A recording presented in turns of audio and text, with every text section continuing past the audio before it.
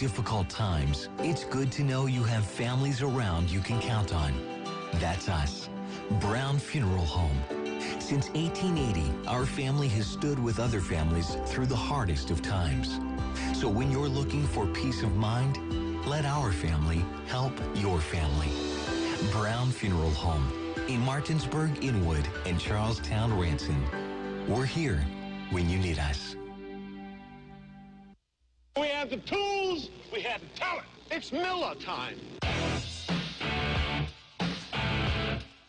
It's Miller time on Talk Radio WRNR. A look at local sports with the play-by-play voice of local sports, Matt Miller.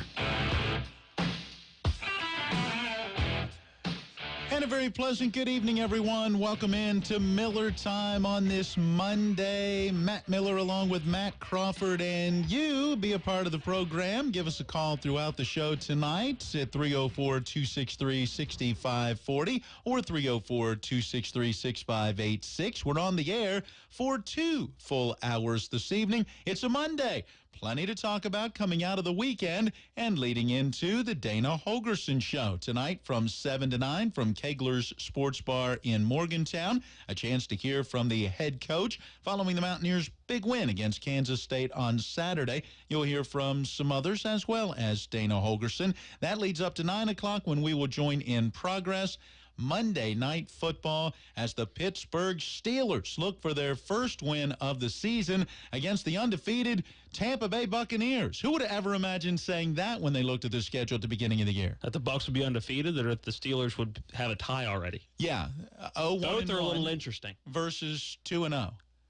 Especially when you look at the Tampa schedule, as they opened with a division rival on the road in the New Orleans Saints, a playoff team from a season ago. And then the Philadelphia Eagles, the defending Super Bowl champions, come to town. And now Tampa welcomes the Pittsburgh Steelers, a perennial playoff power out of the AFC. So I'm sure, no, I didn't. I'm a Buck fan, and no, they're not going to be 2-0 going into that Steelers game. You're a moderate Buck supporter at the moment. Ooh, I've been downgraded. Well, you've downgraded yourself. I'm like a hurricane. I've hit land, and you've gone from a Cat 5 fan to a tropical storm fan. There it is. But that's still decent. Tropical storm. I'm dropping some love there. And you're flirting with tropical depression. Depending on what happens tonight, maybe. Hey, so win or lose tonight, does Ryan Fitzpatrick deserve to keep the starting job? Yes. Considering that, quite frankly, Jameis Winston has done, in the grand scheme of things, has done nothing. In NFL words, in stat lines, Jameis Winston hadn't done anything. And he's had plenty of time. He's no longer a young, he still is a young quarterback, but right. He's getting old enough now that he should have done something or proven something. As long as Fitzpatrick doesn't go out and just completely lay an egg on Monday Night Football. And that would have to be a pretty bad egg, I would think. Bag egg? I think he has earned the opportunity to continue to start for this football team after what we've seen through 2 games. If he has a not-so-good performance tonight, I still don't think that should be enough to knock him out of the starting lineup. Now, he has 2 or 3 games like that in a row, then maybe you're looking... at least start the quarterback competition, not necessarily... Right. We could see a change. We'll wait and see how it continues to play out. But for Jameis Winston to just automatically be given the nod, look, he's not coming back from an injury. This is not a Carson Wentz situation. Coming back from discipline. That's it. He's coming back from mistakes that he has continually made. I was going to say, this wasn't a first offense either. There it is. And he is still, unless he's changed in the course of time from when we talked about this, when word came out that he would be suspended for the first 3 games of the season, he still hasn't fessed up or come to terms with the fact that he's a habitual guy getting into trouble, because remember what, this is not indicative of my character. Yes, it is. So far throughout your life in the spotlight, it has been. Whether it's been stealing crab legs, whether it's been jumping up on a cafeteria table at Florida State yelling obscene gestures at people for no reason whatsoever. And now in the NFL, where you're eating W's and just he's not. There's a term called a pros pro, and that's somebody who's a professional on and off the field. Jameis Winston is neither. No, because quite frankly, he doesn't set a good example off the field and hasn't done a whole lot to deserve the automatic start or automatic praise that some people give him on the field. No, he's put up some good numbers. I mean, you can't say that he hasn't put up some good numbers. He's thrown for 4,000 yards in a season and done some things like that, but it doesn't translate to wins. He hasn't led this team to victories.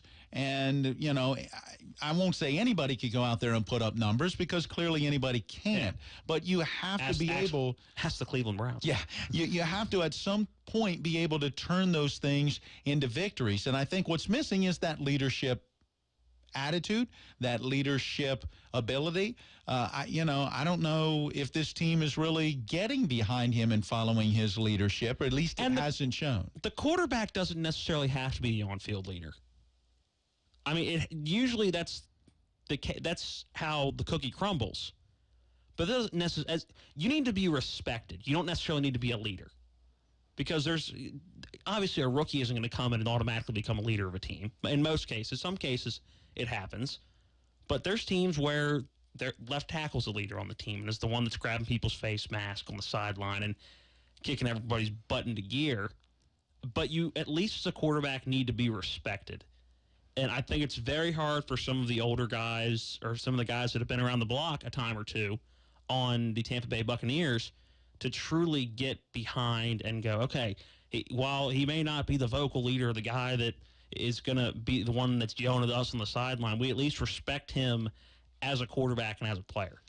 And that's the respect that right now Fitzmagic is getting through two games with what he's done through training camp, knowing that he was going to be a starter, and what he's done through the first two games, and the way that he's handled it. You know, coming into the press conference after the win against Philly, it's wearing nonchalant and casual and Deshaun Jackson's clothes, you know, the bling and everything, and then to be asked what are you wearing that's actually yours, and what's his response? Chest hair. You know, and then when they ask serious questions, what's his response? Look, we've got to remain humble, and everyone laughs, you know.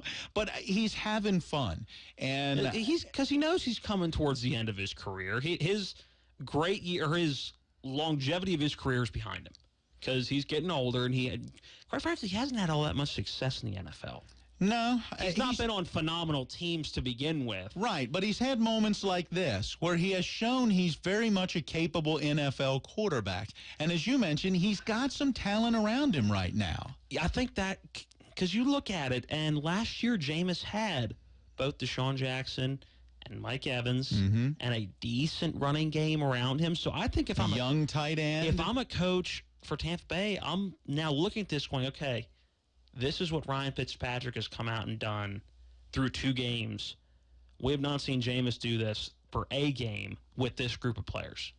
So to me, that speaks volumes. All right, let's turn the tables while we have a few more minutes before we need to get in our first break. How big is this one now for the Pittsburgh Steelers? You got Antonio Brown being Antonio Brown. He's whimpering, crying, fussing, feuding, saying stuff because he's not getting the ball every single time Ben Roethlisberger drops back to throw. And it's not a problem, is it? They're struggling, at least in week 2, with the running game. They ran well against Cleveland. Just 17 yards isn't awful. Didn't get it done against Cleveland. And now all of the pressure, I glanced through just the first paragraph or two of an article earlier today. I haven't had a chance to sit down and actually read it, but where the pressure is on. Ben Roethlisberger is going to have to be Big Ben and take over this team, if you will, if they're going to be able to come out of where they're at. Yes, Big Ben's numbers haven't been all that bad this year. They need good teams have good running games.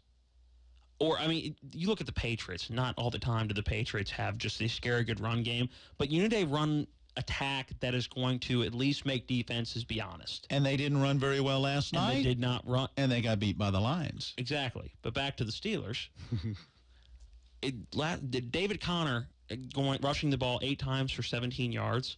I get you're going to have those. Like last week, that game against Kansas City, a shootout. That was a shootout. Those aren't going to happen every single week. But you need a run game that's going to be halfway decent, which is why even with the last couple of years when Kirk Cousins was a Redskin, the offense at the end of the year couldn't get done what they needed to get done because the Redskins had no run game. You look at the game yesterday with Green Bay, Adrian Peterson rushes for 120 yards. Alex Smith only has to drop back and pass 20 times, 22 times, and he's efficient when he does that. That's his bread and butter. And that's a recipe throughout the NFL. That's not just with the Redskins or with the Steelers. You need a running game that is going to make defenses have to play both. You don't need a 100-yard rusher every week. You don't need to rush for 100 yards as a team every week. But you need to be able to run the ball 20, 25, 30 times combined with a couple of different running backs and rush for 80 yards and be able to get 3 yards a pop just to make sure that defenses can't drop 7 guys back into coverage and go, okay, they're not running. You don't see 100-yard rushers hardly anymore. You don't. But the teams that have those are usually the ones at the end of the year that are doing pretty good. You stop and think of a receiver or a running back, pardon me, who's going to have over 1,000 yards. And you go, okay, but that's over 16 games. That's not a ton. You know, I mean, it used to be the 1,000 yard over 12 games. Right. That's good. 100 yards a game, roughly. So, you know, show me a back that's getting 14, 15, 1,600 yards in a season. And I go, okay, there's a superstar type of back because he's averaging right around 100 yards a game. You don't see that much anymore because it's become a quarterback-heavy, pass-happy league. But guess what? The quarterbacks aren't that good right now in the NFL. There you go. So at what point do we get back to having linemen block downfield and push people around as opposed to all this drop back pass blocking that they do now? And really, I mean, I think you look back at it, and you can go back in the NFL further than I can, just because you've been around a few years longer than I have. Just a couple. But you look back at the history of the NFL, there's usually only a handful of quarterbacks that can go out and win you a game. But for some reason, the evolution of the wide receiver and the evolution of the quarterback has made the NFL feel like no matter, you can be Sam Darnold, you can be Tom Brady, you can be whatever quarterback Cleveland's playing at the moment. Baker Mayfield. It's Baker Mayfield at the moment, who has been crowned the next Tom Brady apparently after one half of play. Which Darnold was. Right after his first game, and now look at it.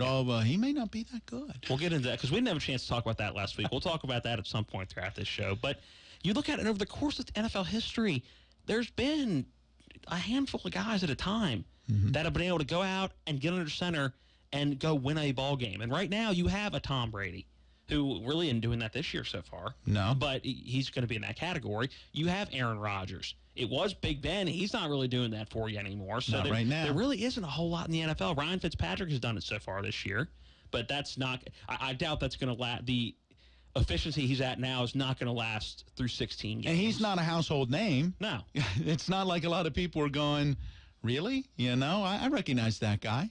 Yeah, many call Eli Manning that, but he's not.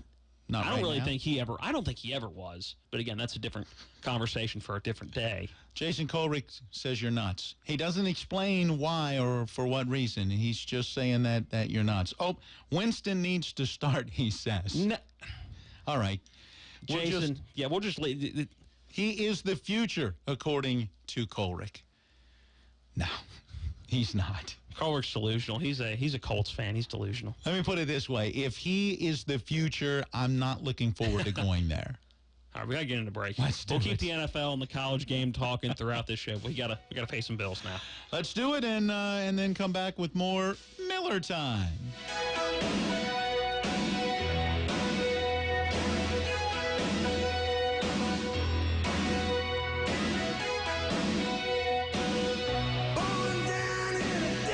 Floodwaters can spread E. coli bacteria. Here's Bill Kearns from the Berkeley County Health Department about what to do if your well is tested positive. If it's just a one-time contamination, you can superchlorinate your well, which we have instructions at the health department. They could call and talk to us. You're providing an excessive amount of bleach down the well. Then you do a runoff to get that out of the system, to get the bleach through your lines, get any contamination out of there. You do a runoff of so long, and then you can have it tested again. The Berkeley County Health Department, 122 Waverly Court in Martinsburg. Call 304-263-5131.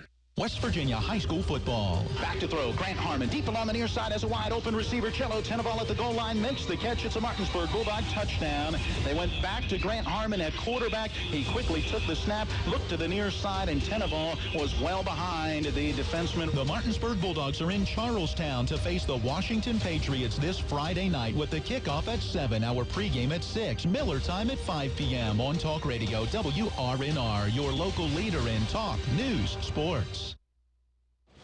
I'm Mark Istook with the NFL Network now on the Westwood One Radio Network. Drew Brees and Matt Ryan faced off for the 20th time and provided an overtime thriller. Brees leapt over the goal line midway through the extra period to give New Orleans the 43-37 win over Atlanta. Patrick Mahomes continued his dominance, throwing 3 more touchdown passes in a win against the 49ers Sunday. The Bills, who had been outscored by 55 points in their first 2 games, stunned the Vikings in Minnesota 27-6. In the battle for Los Angeles, the Rams defeated the Chargers 35-23. The Giants got their first win of the season in Houston and sent the Texans to 0-3. The Dolphins moved to 3-0 for their first time since 2013 with a win over the Raiders. In the nightcap, Bill Belichick and Matt Patricia faced off, and the teacher fell to the student as the Lions defeated the Patriots. This has been NFL Network Now on the Westwood One Radio Network.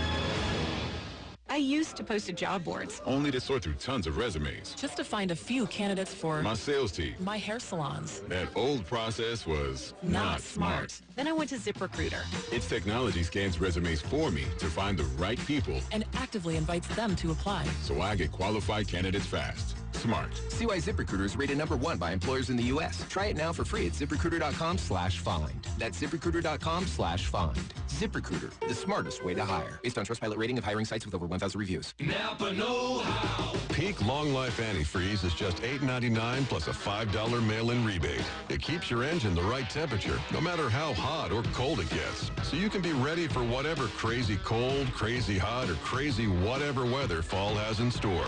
That's Peak Antifreeze. Just $8.99 plus $5 rebate. Quality parts, helpful people. That's Napa know-how. Napa know-how. At participating Napa Auto Parts stores. Offer ends 9/30/18.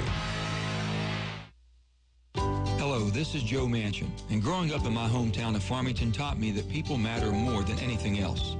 I've never cared what political party anyone belongs to, as long as they'll work with me to help West Virginia. I've been meeting with clergy and faith leaders all over West Virginia to talk about health care for people with pre-existing conditions. Patrick Morrissey's lawsuit would take away these protections. 800,000 West Virginians have a pre-existing condition, such as diabetes, high blood pressure, asthma, and cancer. Losing health care would be devastating for so many of our people. Patrick Morrissey is dead wrong, and he just doesn't know West Virginia. As West Virginians, we look after one another. That's why I'm also fighting for a strong military, for secured borders, keeping our promises to our veterans and minors, and to protect Social Security and Medicare for our seniors. I'm Joe Manchin, candidate for the United States Senate, and I approve this message.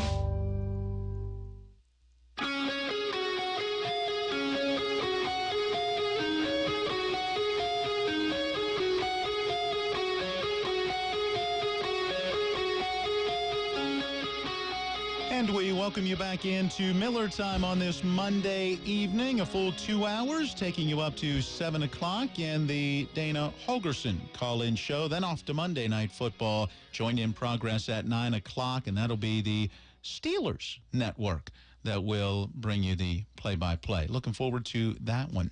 All right, let's see. Where are we going? We were talking NFL. We were starting to get into the Redskins just a little bit as we went into the break, as Jason was cracking on some of our conversation about Jameis Winston in the box. He wasn't cracking on some of our conversation. He was taking shots at me. And then he came out. Call it as it is. He came out in the end and mentioned just because your Deadskins win, that suddenly you become an NFL expert. I'm claiming to be an NFL expert. I'm just relaying the text message. That's all I'm doing. So let's talk about those Deadskins. Look, after week 2, that loss against Indianapolis, you were scratching your head going, What? I mean, that was so absolutely 180-degree turnaround opposite of the way they played against Arizona. Or was it? Because really it was just that one quarter against Arizona that made the difference, at least offensively. And I'm still scratching my head a little bit, to be honest. It was a great win yesterday. The defense through 3 games has played really well. You're only giving up about 12 points a game. That's not bad at all. And to hold Aaron Rodgers to, I mean, I get it's Aaron Rodgers on one leg, but to settle him down like they did yesterday, I thought the Redskins' defense through 3 weeks has surprised me. The offense still hasn't played a complete game of football yet. They played a very good first half against Arizona and didn't score in the second half. Then they played awful against Indianapolis. The entire 4 quarters. The entire 4 quarters. So they have played one complete game. They've won a completely bad game. Then yesterday against Green Bay, they come out and Green Bay couldn't stop them. In the first half, Green Bay could not stop the Redskins. And then the second half, the third quarter was Alex Smith didn't throw for a yard in the third quarter. Going into the fourth quarter, he had 6 passing yards, and that was after the first little dump-off he had in the fourth quarter. And they get some points in the fourth quarter, but it really wasn't. Adrian Peterson had 87 yards in the first half, finished with 120. So you're still only getting – you're not getting a whole lot from him in the second half. And to me, it's still the issue I talked about last week. Yes, they played much better, light years better, against the Packers than they did against the Colts. But still, looking overall at the offense of the Redskins, I still take it back to Jay Gruden not being able to adjust within a game. I get you're doing something in the first half and you're doing it well. You're not going to totally abandon that in the second half. I get that. You shouldn't. But you got to think as an NFL defensive coordinator, because Jay Gruden's an offensive guy. Always has been, was the OC in Cincinnati before he came to the Redskins. As an offensive mind and the offensive mind of the team, you have to think, okay, the defensive coordinator in the Packer locker room or week 1 in the Cardinal locker room is trying to adjust his defense to what we did in the first half.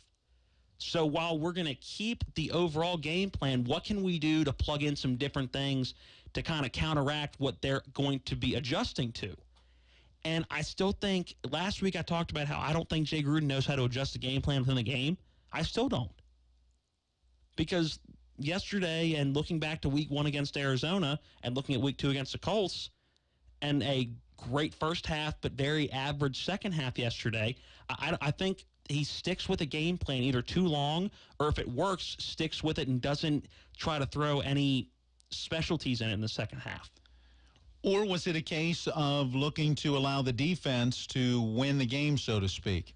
In other words, did they call off the against dogs an Aaron soon? Rodgers-led Green Bay Packer team? Yeah, but Rodgers was not himself. He's not 100%. He wasn't himself against the Bears either, but he went out in week 1 on one leg and threw for 200 and some odd yards in the fourth quarter alone and brought them back from a 20-point deficit. I'm just playing If that was his mindset, I'm even more concerned. I'm just playing devil's advocate here, trying to see if there's some other reason why this team is not producing in the second half.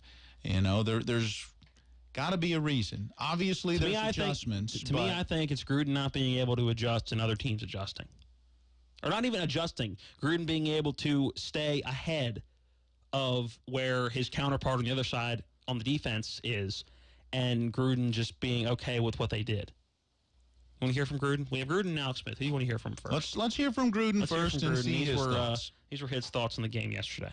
Yeah, it was good to get some guys involved there. Paul Richardson, get him a deep shot. We've been trying to get some of those going. Jameson had some big plays. Jordan had a couple big plays. Vernon had a big play. And that's what we try to do, distribute the ball to the open guy, and Alex did an excellent job.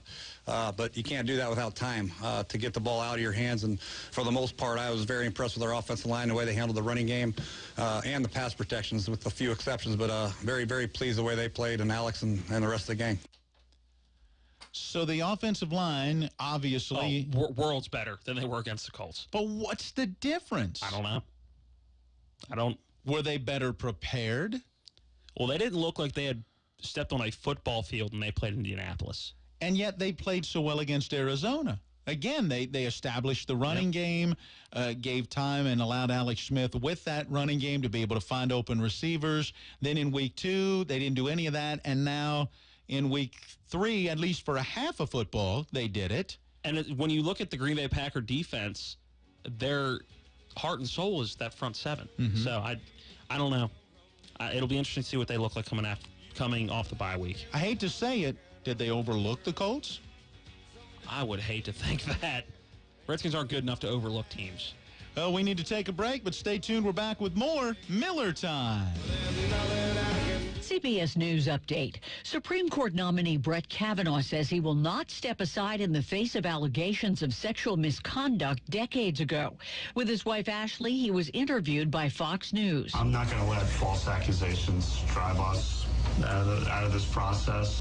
In New York for the UN General Assembly, President Trump remained hopeful that Kavanaugh will be confirmed. It would be sad indeed if something happened to reroute that. This is a fine man. CBS's Nancy Cordes on Capitol Hill. Democrats, on the other hand, have been quite vocal. You have a number of them calling on Kavanaugh to withdraw his nomination. You've got a number of them, including Dianne Feinstein, saying that this hearing with Blasey Ford should be canceled altogether now that it has been scheduled, because they think that the fact that a second accuser has come forward just shows why the FBI needs to investigate. CBS News Update, I'm Pam Coulter.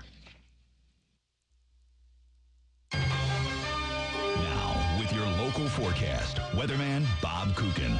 Some more rain in the nighttime forecast for Berkeley, Jefferson, and Morgan counties. Keep caution out on the roadway. Some of the right-hand lanes may have some big puddles in them after a while. Temperatures back to about 60 in the morning. Daytime high a little bit warmer, especially in the afternoon when we get to a high near 75. Rain will taper off for a time. Wednesday, scattered showers and thunderstorms. The high 80. I'm Bob Kukin, Talk Radio WRNR. So, we have a diamond pendant for $1,000, and for 4 days, it's only $500. I'm Lori from Bechtel Jewelers. For 4 days only, half of the jewelry in our store is half price. Yes, 50% off for 4 days only. Wednesday, the 26th through Saturday, the 29th. I have a diamond band here. Normally, let's see, $795. And for 4 days, it's $397. I have jewelry everywhere. Half of all of our jewelry at half price for 4 whole days. Dave and I went on sort of a crazy binge. We said, let's give our customers a mind-blowing half off. But on what? Well, we said let's do half of our entire inventory for half price. Crazy? Yes. Take advantage of our crazy. 4 days only, half off, half the store. Bechtel Jewelers, Route 11 South, Inwood. Your NBC Sports Radio update starts now. The worst has been confirmed. Jimmy Garoppolo, torn ACL, done for the year. We'll go through some other injuries. Marcus Peters, strained calf, done for 2 to 4 weeks. Andrew Whitworth likely to miss this week's game on Thursday versus the Vikings. Richard Sherman could miss upwards of 2 or 3 weeks. A calf injury. Dolphins defensive end William Hayes, season-ending ACL. He's done. Evan Ingram week to week with a sprained MCL. Ricardo Allen, torn Achilles, done for the Falcons as well. And as you look at starters, you've got Hugh Jackson naming Baker Mayfield the starter for the Browns. Good news there. And Josh Rosen the starter for the Cardinals. Tonight, it is Monday Night Football. Steelers at the Buccaneers. So good stuff there. Trevor Lawrence is your starter now for the Clemson football team. He takes over as their quarterback. I'm Keith Irizarry, NBC Sports Radio and NBCSportsRadio.com.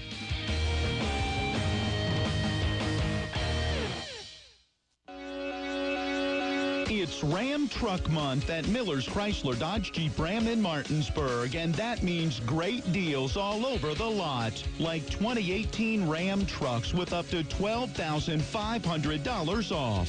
Stop by and inquire about the no money down specials and no payments for 90 days. Get other great deals like 2019 Dodge Grand Caravans from $26,900 or a 2019 Chrysler Pacifica for 0% APR plus $500 Chrysler Capital Cash. With over 300 trucks, SUVs, vans, and cars in stock, you'll find just what you're looking for during Ram Truck Month at Miller's Chrysler Dodge Jeep Ram on Kelly Island Road, home of the lifetime powertrain warranty. All payments based on approved credit, taxes, tags, and processing fees extra. See dealer for details.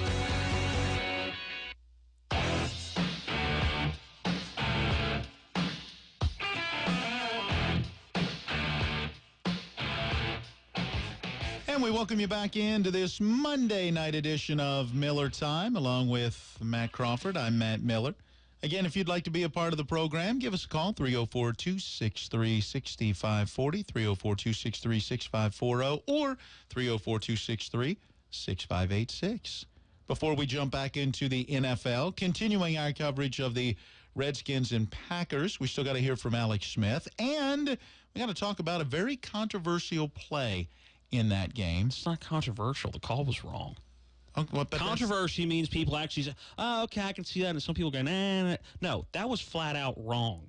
But that's the point. The controversy is everybody who watches the league goes, yeah, that was a bad call. But the league itself is the ones going, no, that was right. That was exactly what we intended. You mean to tell me the NFL may not have made a rule correctly? I find that so hard to believe. What I find hard to believe is that they are so pig-headed that they don't understand part of the reason that they're losing their fan base, part of the reason seats are empty, part of the reason that TV revenues and viewership are down is because people no longer watch football and see football. Things that happen on a high school field on Friday night and a college field on Saturday happen on an NFL field on Sunday, and somehow all of a sudden now it's wrong. No, we don't play the game like this on this level. Really? Okay. You're only trained to all the way up to that level. Then I'm not watching because it's not football. We'll get into that here in a minute. Wow, that was just a preview. Yeah. Wait till we get into it. It's going to be fun. Bottom of the hour. You know what that means, Mr. Miller? I do. Let's hit the music. Time to take a look at tomorrow in sports history. Taking a look at the 25th of September, 1908. For 2016, the last year the Cubs won a World Series.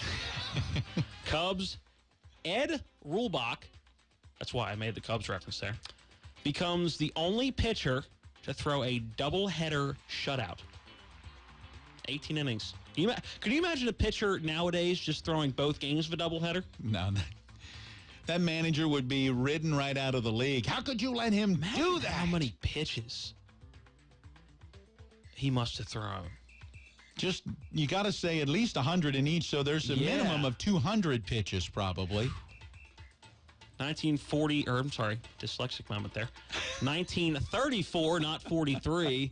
Lou Gehrig plays in his 1500th consecutive game. He's got nothing on Cal. 1973, the Mets beat the Expos 2-1 on Willie Mays night at Shea Stadium. Here's a Nolan Ryan one for you, because we can't do this without talking about Nolan Ryan. I don't know what we're going to do when it's not baseball season. 1981, Nolan Ryan's 5th career no-hitter as the Astros beat the Dodgers 5-0.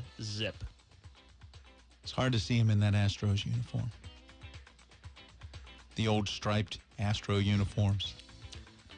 1984, New York Met Rusty Staub joins Ty Cobb, who had a home run as a teenager and in his 40s. Nice. I like that one. I thought that was a good one. All right, a couple more for you. 1992, Sparky Anderson ties Huey Jennings as Detroit's winningest manager. 1997, you'll like this. The WNBA announces it will add Detroit and Washington, D.C. franchises. And that's when I became a Mystics fan. Yeah, so much so that you had no idea they even made the WNBA Finals. When was that, 3 weeks ago? I didn't even realize the season had gone and come and gone. How do I say that? It's gone now. That's all gone we now. know. And they lost, by the way, because I don't think we ever really talked about it. 2000, close it out with this one. American basketball player Vince Carter, who's still playing, by the way. This is a stat from 2000. Jumps over 7'2" Frederick, and I assume that's Fred. There's like 1,800 of those little asterisks above this name. Weiss in 2000 Summer Olympics, known in France as the Les Dunk de la Mort, which translates to, do you know? The dunk of de la Mort? I'm lost. It's mortician. Ah. The dunk of death. The dunk of the mortician. The dunk of death. Death. So that is what is going on tomorrow in sports history. Impress your friends, impress your coworkers, or just have some useless sports knowledge. Vince might still be able to jump over 6'8". I don't know, 7'2". 7'2" is pretty high. That's a tall man. His ability at his age to still get up there and rock the rim is incredible. Impressive. Yeah. Very. All right, let's keep talking some Redskins. Yeah. And then we'll talk, after our next break, we'll talk some Packers and why you're so darn angry. Because usually it's me getting angry. Yeah, but the Redskins won. You got nothing to get angry about. It was a victory. Last Monday, you were angry. See, last Monday was your day to vent. I'm not angry. I'm just... We'll get into it later. It's a victory. It's a true victory Monday for me, though. You could have a true victory Monday, too, if the Bucs win tonight. So you're saying the Maryland Terrapins won. The Shepherd Rams won. The Mountaineers won. The Mountaineers won. And the Redskins won. The Redskins won. And for you, it's even more because Martinsburg won on Friday. And Martinsburg won on Friday night. Yep. So now I need the Bucs to round it out tonight. My Dogs did not win on Friday. Was it a tough one? 33-30. Oh. Had a chance. Yeah. Unlike the week before where it didn't go quite so well. Not so much. But yeah, so for you, it's a really true victory weekend. Well, we'll see. We'll talk about it tomorrow when we look at our picks to find out how we did last Wednesday. By the way, before we jump back into the Redskins, quick programming note. Our game plan is to broadcast Hedgesville High School football this Thursday afternoon. All right, so mark your calendars right now because the Buckwheat Festival is this week in Preston County and the city of Kingwood, West Virginia. And with the Buckwheat Festival, the Preston High School Knights will play on Thursday in the middle of the day so that fans and students and all can gather. And then after that, head out for continued buckwheat festivities. And so pancakes and such. There you go. And from what we understand in our conversations with head coach Joey Urish of Hedgesville, as the Eagles participated in this very game a couple of years ago, they then get to enjoy some of those buckwheat cakes as well as they get fed before the trip home. So we're going to follow along, and we're going to broadcast that game. Our game plan right now is we are going to have that one on TV 10, as well as our WRNR TV channel, as well as all of our radio entities, AM, FM, the app, as well as the website. So a chance to catch Hedgesville Eagle football this Thursday. Then Friday night, back with Martinsburg in their matchup down at Washington. Looking forward to it. Yeah, it should be fun. All right, so the Redskins. Alex Smith. You're getting just what you wanted out of Alex Smith, right? I'm getting what I wanted out of him now that we have a run game. Without a run game, again, it goes back to what we were talking about earlier in the show. With no run game, no quarterback is going to be really successful. Yeah, because a week ago, he didn't play bad. No. He didn't turn it over. He didn't force things. He didn't have a huge, bad completion percentage or anything like that. He was just playing from behind the entire time and had to throw the ball more than he's used to because the Redskins had no run game. Yesterday, when Adrian Peterson can run for 120 yards, Alex Smith becomes better. It's the weirdest thing. A good run game leads to a good pass game. It's only as old as football itself. Hey, if we can run the ball pretty good, we're going to pass the ball pretty good too. Well, back if you go old enough, they didn't even pass the ball. What is that? Run, punt. Let's hear from the victorious quarterback yesterday. Here's Alex Smith on how the Redskins and he personally played in the game against the Packers. Yeah, we had a great mix going. Felt like we had them on their heels in the first half. They didn't have a very good beat. I felt like on what we were doing, run and pass. It was fun. It was when you're playing like that and rolling offensively, felt like we got the playmakers to do all that stuff, run and pass. Unfortunately for us, I think all of us offensively, second half, a little bit of the shoulda, woulda, coulda Hoping we could have done it differently. There were some opportunities there, too. We had some field position and weren't able to capitalize. So still a lot of room left for improvement. There is. There's a lot of room left for improvement, but it's a good base to start with. 2-1 going into the bye week, going to a New Orleans team that hasn't looked all that phenomenal. And a game that the Redskins should have won last year, blew a 15-point lead late in the fourth quarter. So there's some incentive. And a team that the Redskins, to be completely honest, have done pretty well against. Even in losses, have had competitive games with Drew Brees and New Orleans and done pretty well going to New Orleans and playing. So, again, we have a couple weeks worth to make that pick. But I'm not, after seeing what I've seen through 3 weeks, I'm not as worried about that game as I was at the beginning of the season. And seeing how the Saints have played through the first couple weeks, I don't think that's nearly as scary of a game as it looked when the schedule came out. Well, I like what Alex Smith said. They came out and basically kept that Green Bay defense off balance. They mixed things up. What happened to be able to do that, though, in the second half? Again, I think that's Green Bay's defense adjusting to what the Redskins did in the first half, and Jay Gruden still trying to do what they did in the first half, which isn't going to work. It worked in the first half because they caught Green Bay off balance, and Green Bay couldn't adjust that quickly on the fly within the game because, quite frankly, their offense couldn't stay on the field, so it didn't give the defense time to adjust that quickly. They went in at halftime, and as good teams do and good coaches do, they made those adjustments, and the Redskins said, all right, we're just going to do what we did in the first half. Worked well. Let's just stay with it. But the same routes that were there in the first half weren't there. The same holes in the zone that were there in the first half weren't there in the second half. Even the running game was not as successful in the second half. Adrian Peterson had a couple of good runs in the second half, but was not nearly as successful in the second half because the defense made adjustments. And that's where I think Jay Gruden, as a head coach, needs to go, okay, we're going to keep the same basic philosophy we had in the first half, but we've got to throw some wrenches in there to go back to getting the Packers off balance on the defensive side of the football. I just don't think Jay Gruden knows how to do that. You have to have counter plays off the plays that you run. Yeah. Again, you're at the highest level of football there is, which means all the coaches that are coaching are the highest level of football knowledge that there are in the coaching world. For the most part, some college coaches just like coaching in college, and they're amazing football minds that don't work at the NFL level. But the defensive coaches in the NFL know how to make adjustments. That's why they have jobs. That's why they're the best at what they do. So as an offensive coach, you got to figure out how to go, okay, here's what we're going to do, which is very similar to what the first half was, but we're going to try and do this play now to try to catch them and try to catch them on a weak side where they're going to adjust to try to go where the strong side was in the first half, where the weak side was in the first half.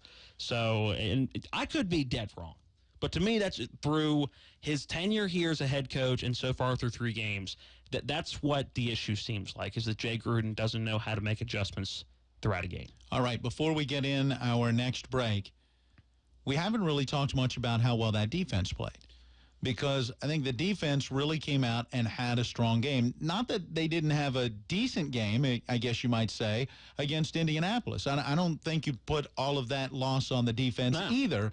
I mean, you only give up 21 points. You should at least be in the game at the end.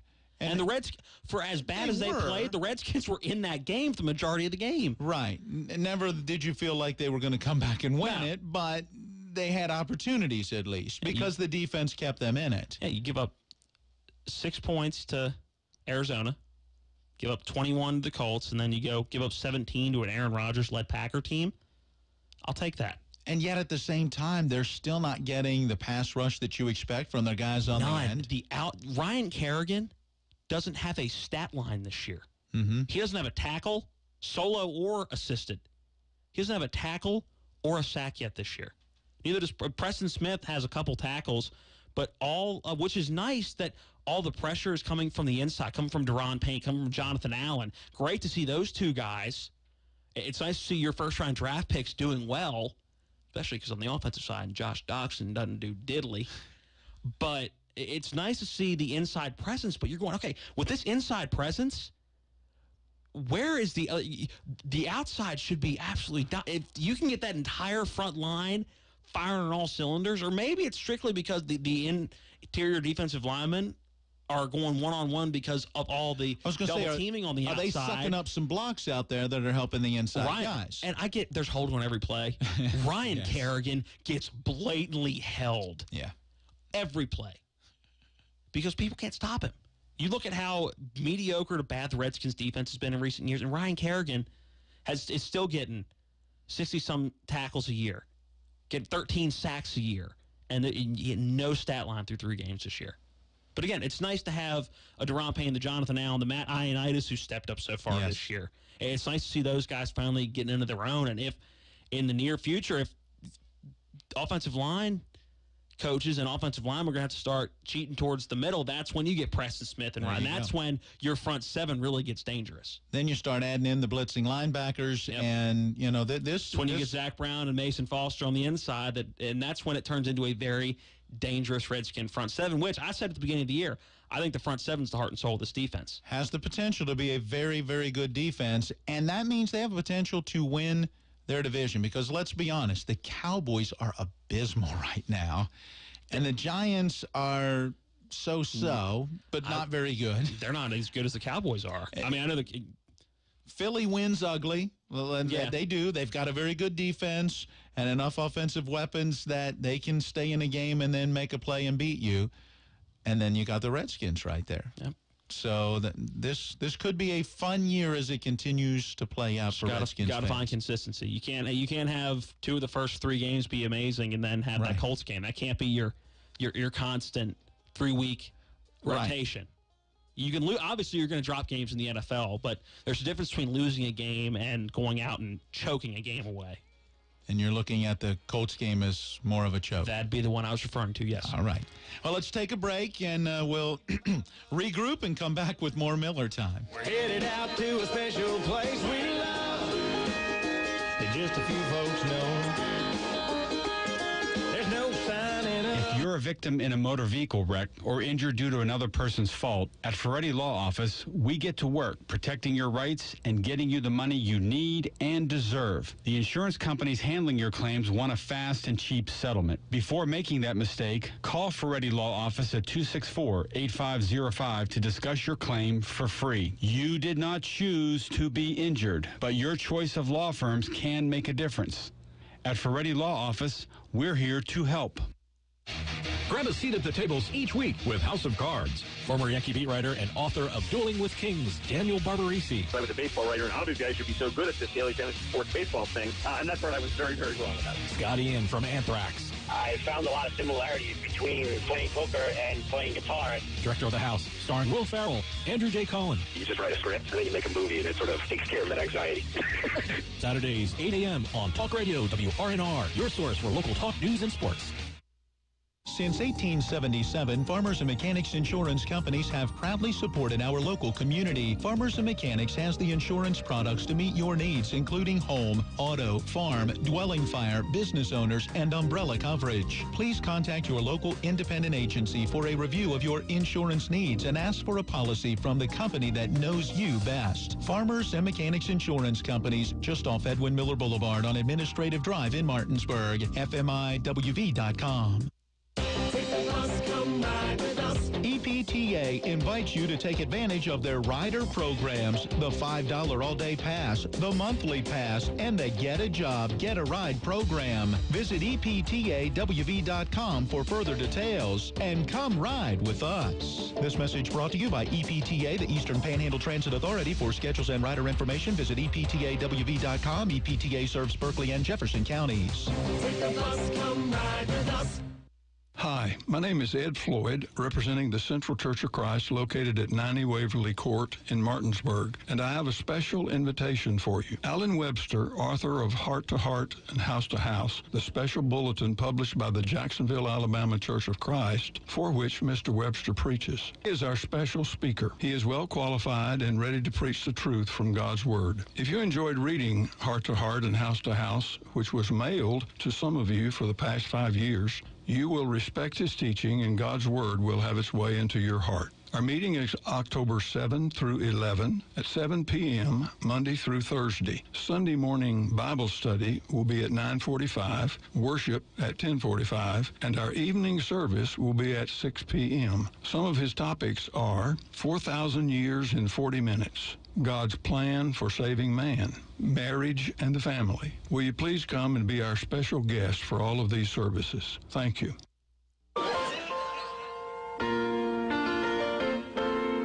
Making your way in the world today takes everything you've got. Norm! Taking a break. Welcome back in to Miller Time on this Monday evening. Along with Matt Crawford, I'm Matt Miller.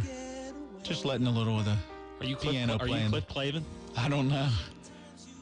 Is that the character you would I'd say I'm more the Norm and you're more the Cliff Clavin. Okay. You tend to have that, especially locally, that knowledge and that just kind of useless local sports knowledge, which isn't useless in our industry. But I think if we had to make characters, I think that I would be more of the Norm and you would be the Cliff Clavin. I thought you were going to say I was more of the irritating one, because Cliff always came across that way, right? You know? He's funny, though. That was a funny show. Oh, yes. It's one of those shows. That's one of those cool things about, like, Netflix and Hulu and things like that. Being my age, I would have never been able to see Cheers. And I sat down over the course of 3 months and watched it start to finish. Yeah. And you went, I like this. I went, that was a good show. Yeah. They don't make them like that anymore, do they? Nope. See, you're getting old, because now you can start saying that. That's how you know when you're starting to get a little bit older, is when you can start looking at things, whether it's vehicles or whether it's TV programs or whether it's movies or whether it's sports, and they just don't play like they used to. Nah, they don't build them like they used to. It's not as good as it used to be. Yeah, there's when you know you're starting to get a little older. Make me feel old now. Nah, you're not that old. 22 years young. All right, let's begin to get into some controversy. Once again, we're 3 weeks in. 3 weeks into the NFL season. 3. That's it. And I'm already getting turned off. You were never turned. This is going to sound weird when I say that, so I'm going to do a different word here, because that was going to come out really weird. Yeah. You were never that big. You said coming into this year. I'm glad Go ahead, say it.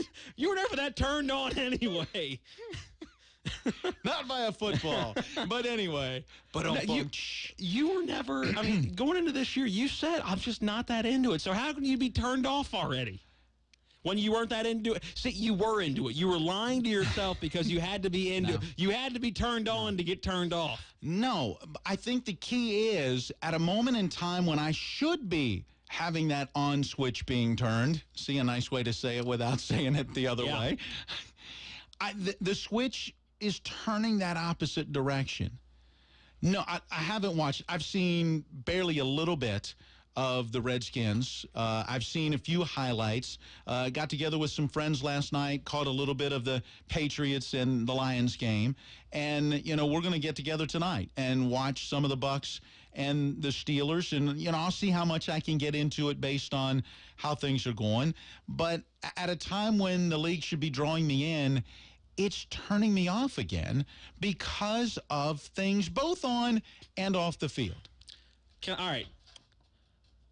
Do you think that at this point in the NFL, they just got to a point? Do you think it's almost one of those situations where the NFL has to completely break for them to fix it? Do you think they've gotten to that point where... But what's completely break? I think right now, I think another year or two of less and less and less interest in the sport itself at the NFL level. I think at some point they have to go, okay, something obviously is wrong. I still think that point's a long way away because it is still by far the most popular sport overall. Yeah. I think they can start with getting rid of Roger Goodell. I think that would make strong. I think that would get rid of him. They just signed him to an extension for $40 million or whatever, you know? It's the first time I ever agreed with Jerry Jones on anything. He was the only owner that didn't vote to extend his contract. And I guess if you're an owner, Goodell's getting you money with all the TV rights and all that stuff. No, but he's breaking the goose that laid the golden egg. Yeah. Because that money that's there now ain't going to be there when the fan base is not there. So, all right, more to come. 6 o'clock is the time. We've got news and weather and then more Miller Time on Talk Radio, WRNR, Martinsburg. Here's your local news from Talk Radio WRNR. The West Virginia Supreme Court's Chief Justice is asking the court to delay impeachment proceedings against her by the state Senate. Chief Justice Margaret Workman filed a petition on Friday morning arguing the state Senate's articles of impeachment are not constitutional. The Charleston Gazette-Mail reports Workman is asking to delay impeachment proceedings in the Senate until the case is resolved. She argues in the filing that the articles of impeachment violate the separation of powers in government and that her due process has been denied in the proceedings. Workman is one of the 4 current and former Supreme Court justices to be subject of articles of impeachment that were adopted in the House of Delegates on August 13th. According to the Journal, every school in Berkeley County was below the West Virginia state standard, 95% for attendance for the 2017-18 school year. The 5 schools with the lowest attendance records in the 2017-18 year were Martinsburg High School, Hedgesville High School, Spring Mills High School, Musselman High School, and Martinsburg North Middle School, falling under 92%. I'm Mike Emery, Talk Radio WRNR News.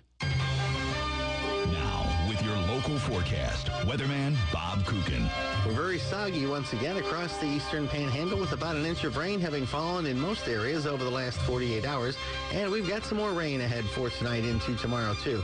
Looking for a nighttime low right around 60. Daytime high tomorrow, mid-70s with warmer weather coming up out of the south. Wednesday, variable clouds, maybe a thunder shower, and a high near 80. I'm Bob Kukin, Talk Radio WRNR.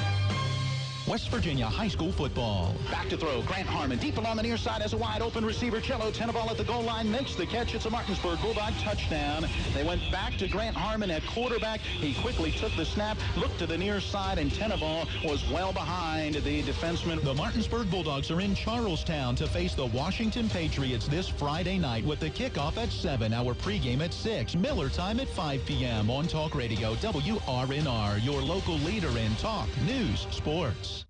Life is complicated, but your finances shouldn't have to be. At BCT, we simplify your financial life. Bank of Charlestown is a locally owned community bank with 7 conveniently located offices serving the eastern panhandle of West Virginia, Middleburg, Virginia, and their newest office in Hagerstown, Maryland. With over 140 years of experience, BCT is the tri-state area's choice for fast, convenient, and hassle-free banking solutions. Whether you are a high school senior looking for a student checking account, a college graduate purchasing a new car, a first-time home buyer, or investing for retirement, BCT has flexible solutions to fit your lifestyle. BCT is committed to providing everyday ways to simplify your financial life. Also, make sure you are following BCT on Twitter and Instagram at MyBCT or like their Facebook page to see how BCT reinvests local deposits back into the communities they serve. BCT, we simplify your financial life. Member FDIC, Equal Housing Lender.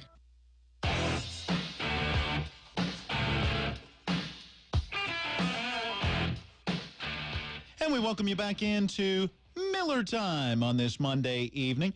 3 minutes after the hour of 6 o'clock. Going till 7 tonight. Matt Crawford along with Matt Miller as we take you to... Get your name there for a minute? What's that? Forget your name there for a minute? That was just the dramatic pause. Yeah. Okay. Leading into the Dana Holgerson show, that will come your way at 7 and run until 9. And then at 9 o'clock tonight, we'll join the Pittsburgh Steeler Radio Network in progress as the Steelers and the Tampa Bay Buccaneers meet on Monday Night Football. Let's get back to some controversy. Controversy? Even as a Redskins fan, this bothered me. All right.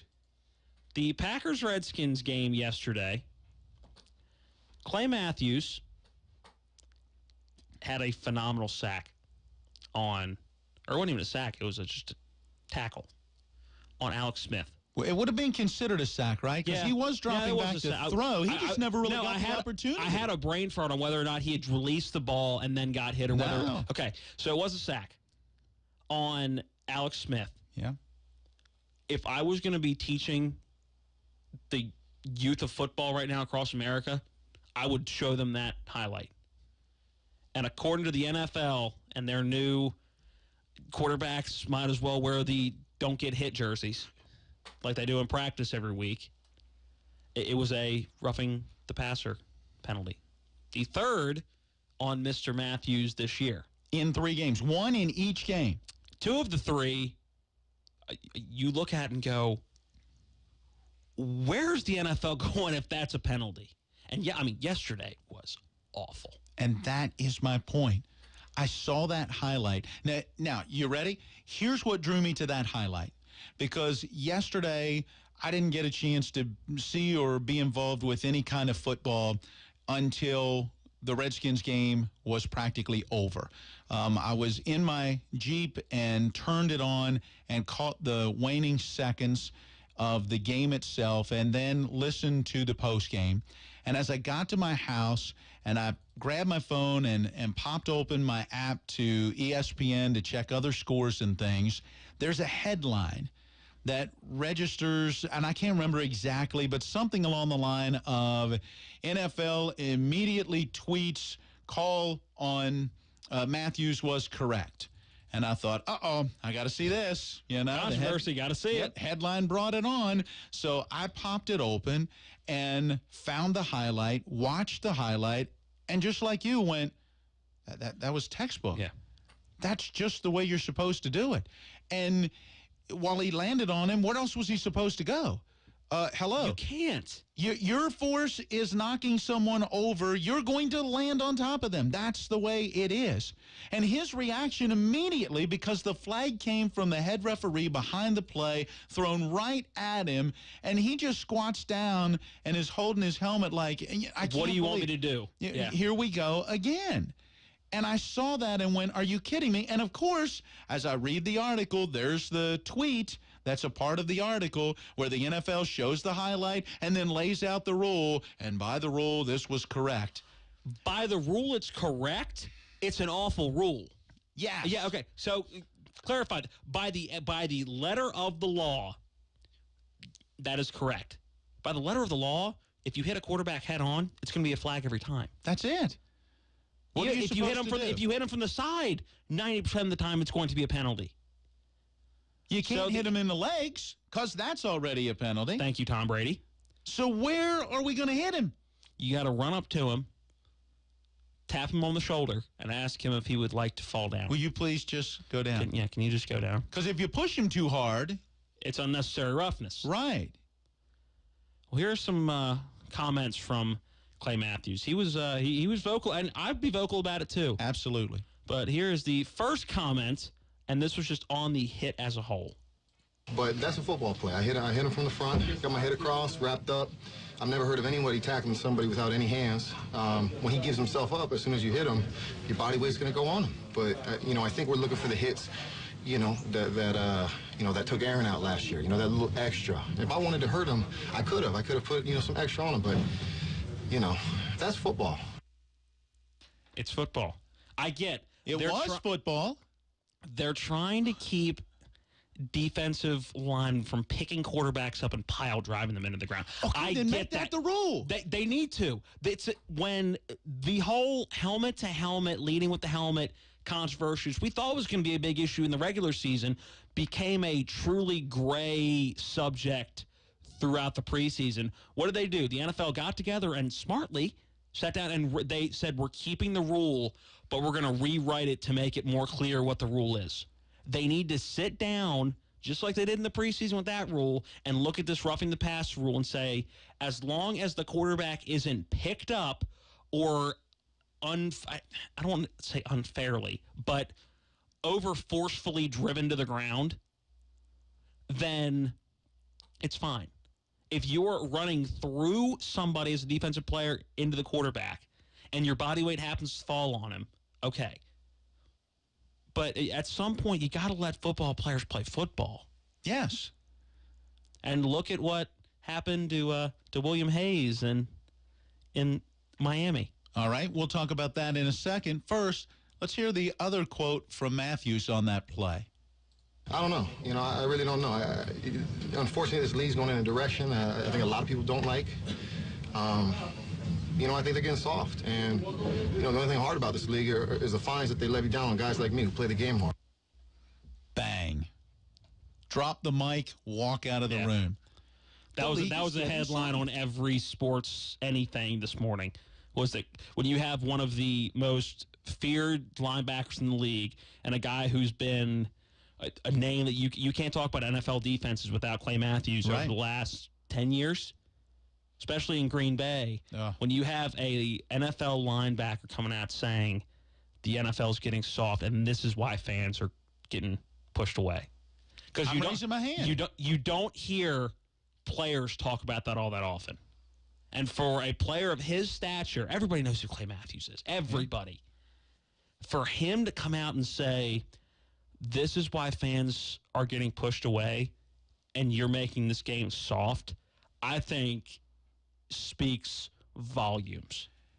You can be safe, but not be soft. And that's where the NFL is missing the mark, because it's trying to make a violent game. Football's a high-speed collision sport. It is. People want to call it a contact sport. No. Basketball's a contact sport. Yes. Football's a high-speed collision sport. It is. And while you can definitely make rules that make it safer than it was in the old days of football, which some rules are okay. Obviously, there's no reason that players should be leading with a helmet. Right. You want to make that a penalty? Cool. Players already out of bounds, and they get shoved down, you make that a penalty? Cool. It's unnecessary. You don't need it. But to throw a penalty flag for a linebacker wrapping up, keeping his head to the side, and taking a quarterback to the ground, but happening to have all his body weight on the quarterback, that to me, that's driving fans away. I wondered what the comment would be. I hadn't heard both of the comments that you had gotten from Matthews, but I read that one of his comments was that I've been tackling for 9 years. Yeah. And now suddenly that very same tackle is a penalty. Yep. And he's been tackling that way for his entire life. It's for 9 years in the NFL, but it's been... Which was my point in the first hour. When I can watch a player on a high school football field on Friday night. A high school player's getting a helmet sticker for that hit. And a player on a Saturday afternoon or Saturday night at a college game make that exact same play. And that'd be a highlight. Yes. Then on Sunday afternoon, an NFL player who's at the top of his game makes that same exact play, and a flag comes in, and instead of a loss and possibly the punting unit coming on or whatever it may be, now the situation... A 15-yard penalty and a fresh set of downs. Yeah. And you're probably a fine for that player that week. Which is what he commented on as well. Are you kidding me? That's the game now? Then guess what? I have a hard time watching that. Because I know what I saw was a good football play, and the team that made the good football play is the team that's now being disadvantaged because you have a stupid rule that says you can't land on the quarterback. I can land on any other player. I can land on a wide receiver who's smaller sometimes than a quarterback. I can land on anybody else, but I can't land on him. And now let's go to your point. You mentioned Miami, the Dolphins. You were telling me this afternoon. I hadn't even read this when you shared it with me. They're playing the Raiders yesterday. Mm-hmm. And defensive end William Hayes goes in to sack Mr. Carr, the quarterback of the Oakland Raiders. Derek, to be exact. And thanks for clarifying. Well, there's David, but he hasn't played in a while, and he wasn't very good. Are they related? Yeah, they're brothers. I thought so. I just wanted to make sure I knew that. So William Hayes, defensive end for the Miami Dolphins, goes in to sack Derek Carr. And because of the whole new rule change, goes to try to get him to the side and avoid putting all his body weight on the quarterback because he doesn't want to get the penalty, doesn't want to get the fine. In doing so, his foot plants in the ground and his body turns a different way than it should have. And there was contact. And he tears his ACL and is out for the year. So you're now injuring players to keep the game safer, even though it's a lose-lose situation for the NFL. It really is. Because I don't want one player to get injured. I now put somebody else at risk. And now they get injured. That's crazy. I believe we may have a call on the line. Let's jump to that call right now. Welcome to Miller Time. Who are we talking with? It's me, Tommy. Hey, Tommy. And I want to correct something. Okay. Derek Carr gave himself up. And as a Raiders fan, this isn't being biased. Okay. On that play, Derek Carr seen him coming. If Derek Carr would have stood up, he would have got blasted. Derek Carr gave himself up, and the dude jumped on him. All he had to do was touch him. Then Mo Hurst, on the following possession that the Dolphins had, Mo Hurst got a sack. They called a penalty on it that led to points. I have to go look the highlights up because I have not seen any the only highlights. thing I was bringing this up on was based on an ESPN article, so I have no idea how that whole game went out. But I mean, if that's how that went, it's another. I think another issue with this all is I think at some point the refs are getting confused. And when you have guys that are supposed to be calling the penalties that are confused on what the penalty actually is, which is what we saw with that helmet-to-helmet rule in the preseason, was even referees coming out going, I'm not 100% sure I know what this means. And I think partially that's what this roughing the passer penalty is becoming, where you have some refs that are going, how am I going to call that a penalty when that's a football play? And other refs going, okay, I'm reading this rule letter to a T. That's it. And the minute I think that all of Clay Matthews' body weight is on Alex Smith, I'm throwing a penalty flag. What gets me is they change all these rules when star players get hurt. Look at the Brady rule. Yep, the lower Brady leg gets injury. His knee, tears his knee up. They change it. Now, since Aaron Rodgers got hurt, they change it. Yep, it's a reaction and or overreaction, and it's an overreaction, not a reaction. Tends to be the way that it goes. And what happens, as Tommy, you just said, a penalty ultimately, instead of being to the advantage of the team that made the play, now becomes to their disadvantage, and the opposing team ends up scoring. As you said, the Dolphins ended up getting points after a call went against the Raiders. Now, I'm not blaming that on the loss. Matt Crawford wants to complain about the younger Gruden, about inconsistency. This is going on in Oakland's ridiculous because I don't know what to believe. I don't know what's going on because first quarter, second quarter, completely, I mean, we can lead. We've led the last 3 weeks we have led all 3 games, and we've blown it in the second half. Because it's like he doesn't want. It's like, okay, we got the lead, so I'm gonna slow it down. Okay, so that's what I was going to say. So because of, you think, bad coaching, not handling the situation right. We scored 3 points in 3 weeks in the fourth quarter, and we just got a field goal yesterday. That's rough. Yeah. And you got to score that. late. That's 9. It's rough. Tommy's speechless. He can't even get it out. Not the warm welcome hard. Chucky was expecting back in It's to the point Oakland. now where I wish we would have had Jack Del Rio still, because Cleo Mack would be on this team, and we would have been 3-0, not 0-3. That's saying something when people want Jack Del Rio back. Tommy, thanks for the call, man. We appreciate it. Yep. 18 minutes. Have good trip next week. All right, thanks. 18 minutes after the hour, Tommy calling in. You could be a part of the conversation as well if you'd like to. Give us a call, 304-263-6540 or 263-6586. We'll take that call on the other side of the break if you want to join us. We'll be back after this with more Miller Time.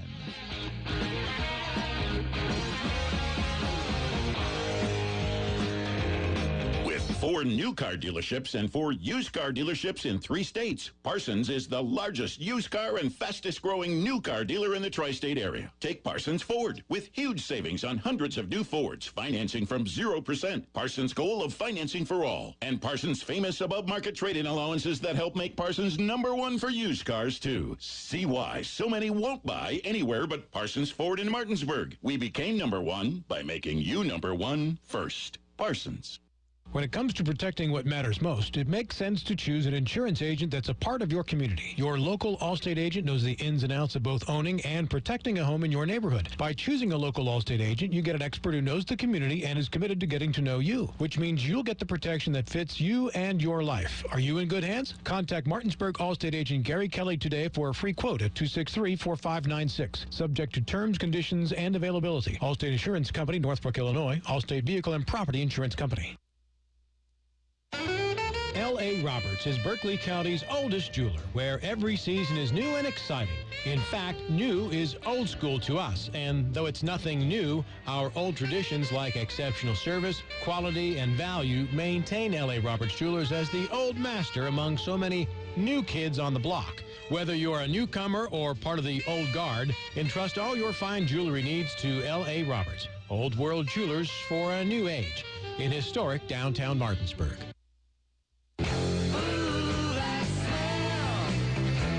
My driveway at this time of the year is in the flight path of not geese, but some type of bird that comes across, and it is just white pepper, and my vehicle parks there. And it's every year for about 2 months solid. I used to have a boat. It was like a 42, 43-foot houseboat, and it was all white, brilliant white. I kept it clean. At the same time, for most of those years, I had a dark green or a dark brown car. And I could never understand why all the birds that pooped on my dark car poop white, and all the birds that pooped on my white boat pooped purple. And it's like they're just out to get you. This has been the most disgusting show we've ever done, hands down. I'm glad to be here. If you want to get a real good story, we have to go to the Senate President, Mitch Carmichael. I'm very hesitant to even join this conversation. Eastern Panhandle Talk with Rod and David. What did you listen to last week?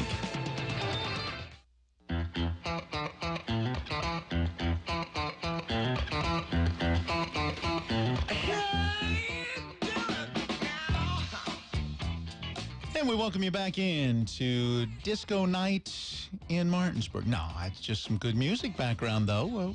Nice choice there, Mr. Crawford.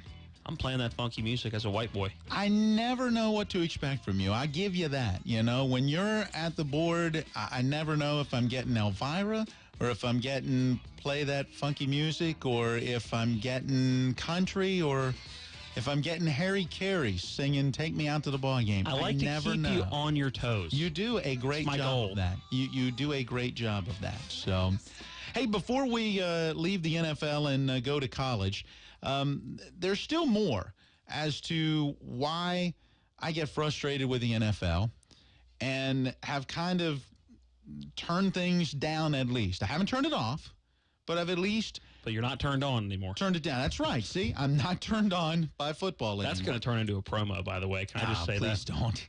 All right. And the rules and the things that go on the field, you know, so many years we thought we knew what a catch was but didn't.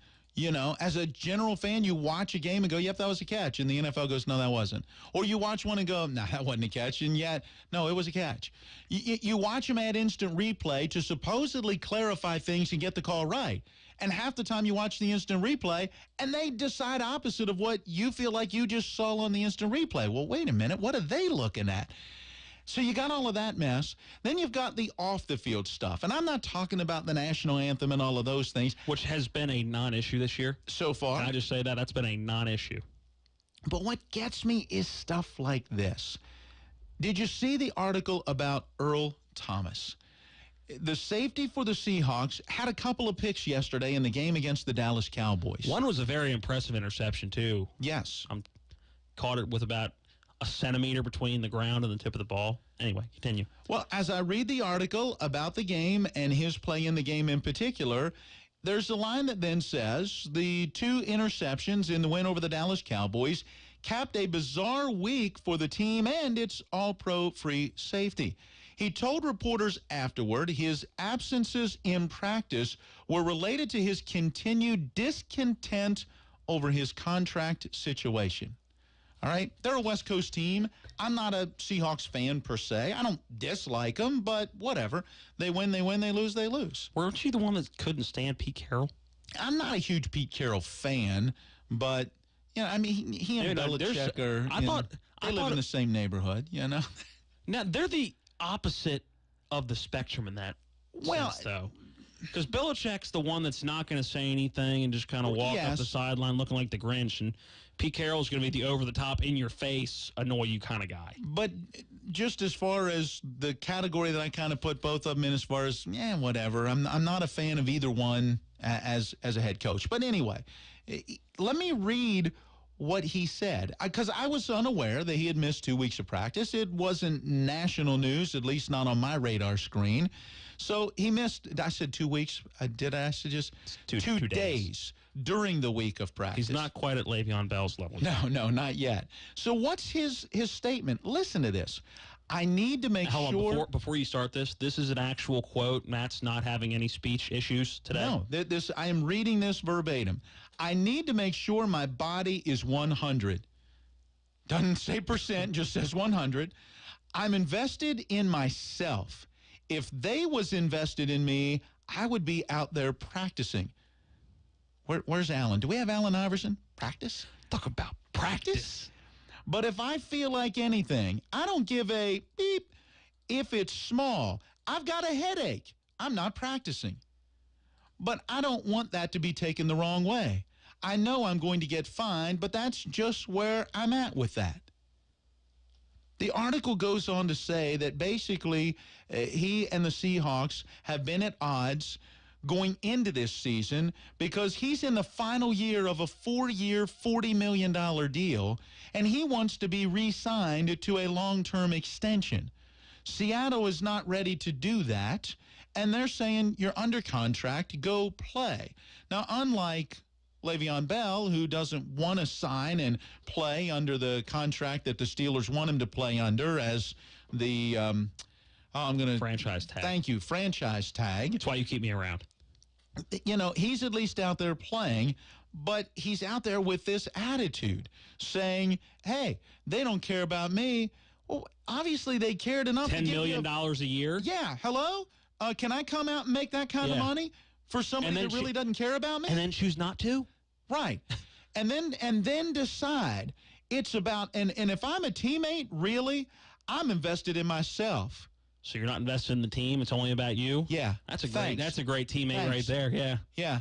I need to come out and practice, but you don't because you're invested in you. And what does he do? He goes out and plays. Yes. Well, that's the thing. Then Pete Carroll makes comments at the end, and this is one of the reasons I'm not a huge Pete Carroll fan, that, you know, he basically comes out and he didn't necessarily defend him in regards of missing the practices, but he basically said, hey, he was on top of everything. He was prepared. We had conversations. He knew the game plan. So he did all the things that basically I guess he needed to do. There's no slighting of that. He's awesome, and he's showing it, which I think is, I'm reading stuff and going, really? That's how you react as a head coach when you've got a player who's under contract who says, if I got a headache, I ain't coming to practice, and yet he still goes out and plays? Okay, he's a good athlete. He's a good player. So he gets 2 interceptions against a bad football team right now. That justifies him being able to come back, today? Tomorrow, Wednesday? I ain't practicing. I ain't going to be here. I'm not going to do it. Hangnails are tough. It's hard to practice with the hang. Now, and to me, you listen to that, and he's angry because he can't get a contract extension. To me, okay, maybe this is just the way different people are raised, or the way that some people view contracts and, legal binding documents. To me, okay, they don't want to do a contract extension. That sucks. Maybe I'm not going to be here next year, but all right, I got the rest of this year that I got to fulfill my contracts. I signed on the dotted line. When did a team going, hey, we're not ready to negotiate a contract extension right now, we'll talk about it in the offseason, turn into, well, I'm not playing for you guys. I'm not playing on this. Well, that's funny because you agreed to. That's the contract. This wasn't in the contract where you said, I'll play for 3 years, and then if I don't get a contract extension, I'm not going to come to practice. Now, I do understand. Let me throw in just the opposite for a moment, and that is I do understand that a team at any time can end up terminating a contract. Yes.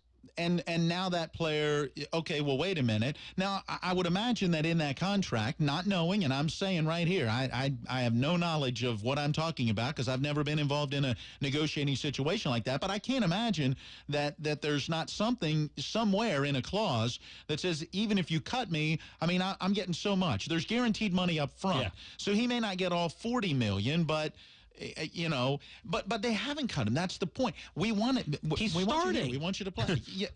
But yet, he's I'm the not guy gonna on do that defense now. We got 1 minute before we got to take a break at the bottom of the hour, and we got to switch gears. But did you catch any of the post-game show for the Redskins? Because Clinton Portis and I can't remember. Scott Jackson. Thank you. They were talking in the post-game about apparently the Green Bay Packers went like a day last week without having a practice. They just kind of shut everything down. And Portis was talking about, well, with Aaron Rodgers being hurt, well, why would you need to go to practice? I mean, you knew he was going to play, but he wasn't going to practice because you don't want him getting hurt.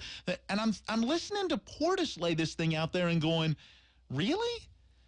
Everybody else still, you don't need to practice? You think practice? I mean, maybe practice doesn't make up a 31-17 loss, but I don't know, just his reaction to everything just what boggled my mind to a degree. You know, basically, you'd have been out there wasting time anyway. Well, I guess from the offensive side, you may be.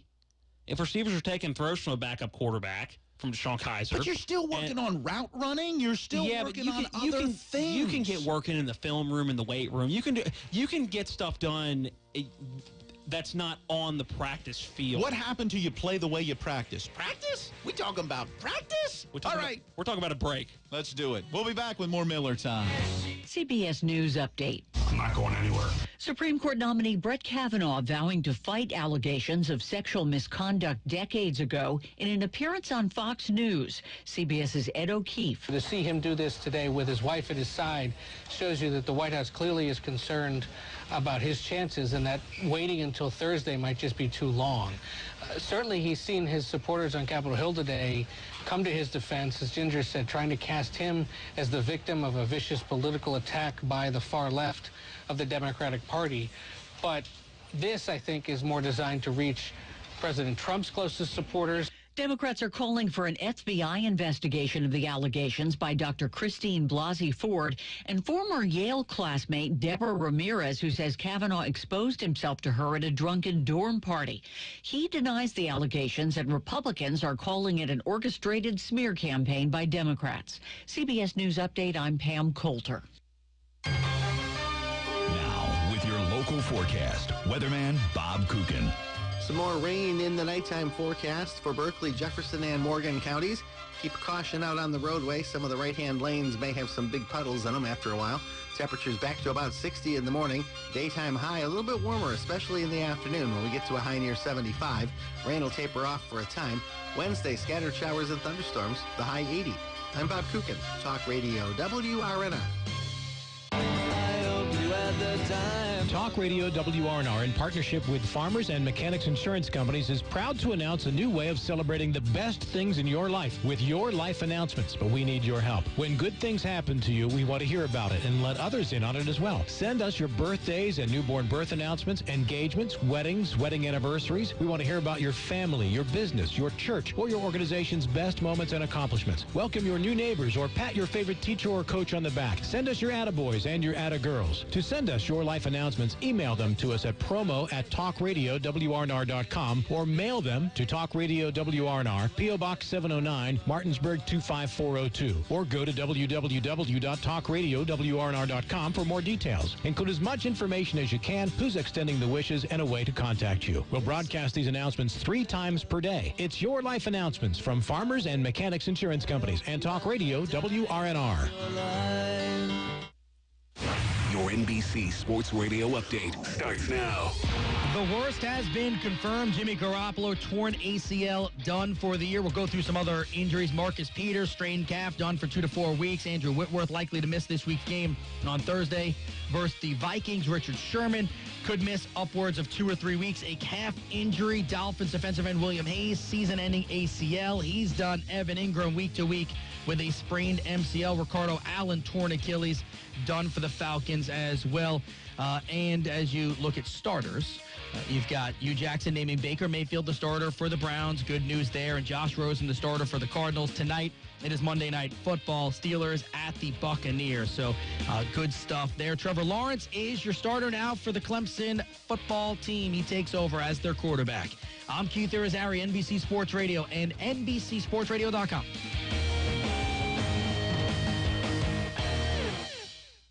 A DUI arrest can have a devastating impact on one's life, your job, your driver's license, and in some cases, your very freedom. My name is Harley Wagner. I own and operate West Virginia's only exclusive DUI defense firm. Since 1999, I've been representing citizens throughout the Eastern Panhandle and state of West Virginia charged with DUI. Let my years of training and experience work for you. The initial consultation is free at the Wagner Law Firm in Martinsburg. Phone 304-901-7400 or online at westvirginiaduilawyers.com. Hey, Amy, did you know the Honda Dream Deal sales event is literally happening right now? There's literally great deals on certified pre-owned Hondas. Literally? I don't trust that word anymore ever since my coworker Jerry told me he could literally eat 1,000 burritos. That's literally impossible, but there is literally a Honda Dream Deal sales event. And Honda is KBB.com's 2018 best value brand. Seriously. Now's the time to get a great deal on a certified pre-owned Honda at your local Honda dealer. Miller Honda, south of Winchester, home of the lifetime powertrain warranty. www.mymillerhonda.com. Based on 2018 brand image awards from Kelly Blue Book. Visit KBB.com for information. Eastern Panhandle Talk with Rob and David. Senator Charlie Trump joins us. Wait a second, I should hit his button there. There you go. Good morning. I didn't hit your button and engage you right away. I'm glad my colleagues in the Senate don't have a button where they can keep me turned off, too. That'd be something, huh? Put a mute button in? Yeah. So who's the first senator you guys would mute when they start to talk? That's a good question. I have a feeling I know the answer to this. No, I'm trained it would be me. Eastern Panhandle Talk with Rob and David. What did you listen to last week?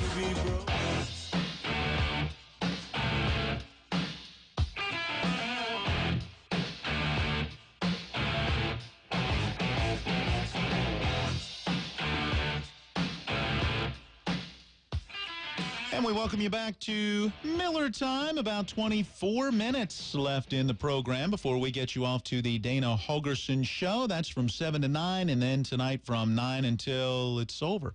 It'll be the Steelers and the Tampa Bay Buccaneers from the Pittsburgh Steelers Radio Network as we enjoy our second Steelers game as an affiliate.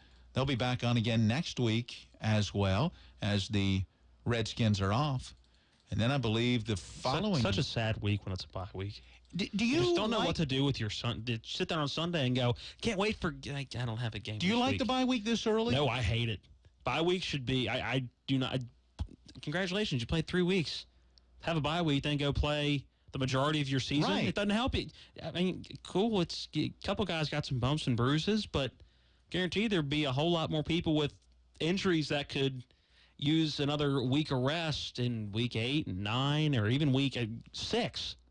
But, yeah, I'm not a fan of 3 weeks in the bye. How about this? Let's throw it out there. Maybe we make it a Facebook question at some point in time. Universal bye week? Yes. Why not? Just a week without – they couldn't do a week without NFL football. But they can, because what do?